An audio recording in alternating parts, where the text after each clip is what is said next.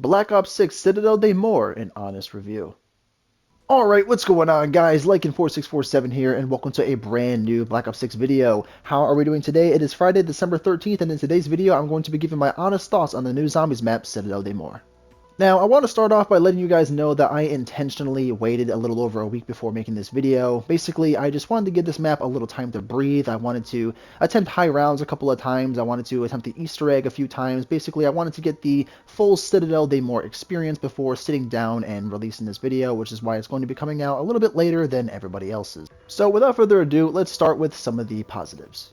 Now, I'm going to start off by stating that this is without question the best Zombies experience that we have received in a very long time. This is without a doubt the best Zombies map that we have received since Ancient Evil in Black Ops 4, which was 5 years ago. We're talking half a decade. Now, one of the things Citadelle Day More and Ancient Evil have in common would be when you spawn into the map, the first thing that you see is the final boss. In Ancient Evil, the first thing that you see is Perseus, and in Citadelle Day More, the first thing that you see is the Guardian. Now, it sounds like a very small thing, but it actually does add a lot more to the overall experience of the map, and I do believe that Treyarch deserves a little praise for it.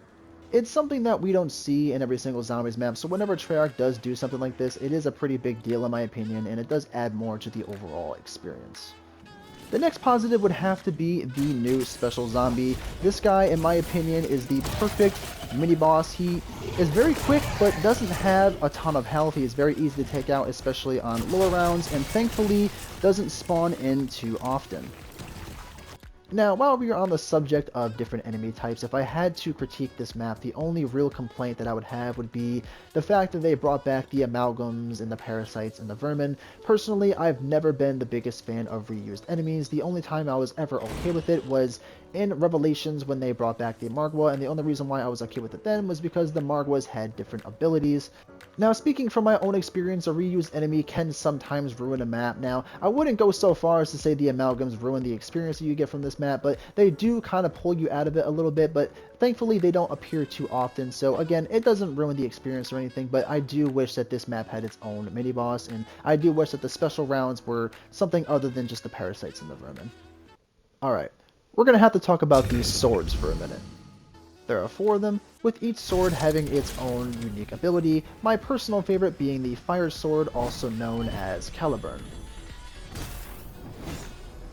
A very common complaint that I have seen over the last 8 days would be that the swords aren't good enough. They aren't nearly as overpowered as, for example, the bows from the Rising Drac or the staffs from Origins, and while I can understand why that may upset some people, I personally do not share that feeling. I actually like the fact that the swords aren't too overpowered. I think it adds a little more challenge to the map, and just to be clear, saying that a weapon isn't overpowered does not necessarily mean that it is bad. The swords are still very useful, and speaking from my own experience, the Raven Sword is still good enough to get you to some higher rounds.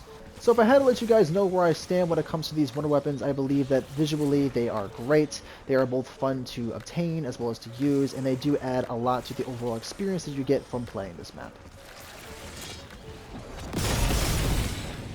Now, the last thing that I want to discuss is this map's main Easter egg, and I can say that even after completing this for your first time, you can immediately tell that Treyarch put a lot more thought and love into this map's Easter egg as opposed to the first 2 maps, which I do appreciate.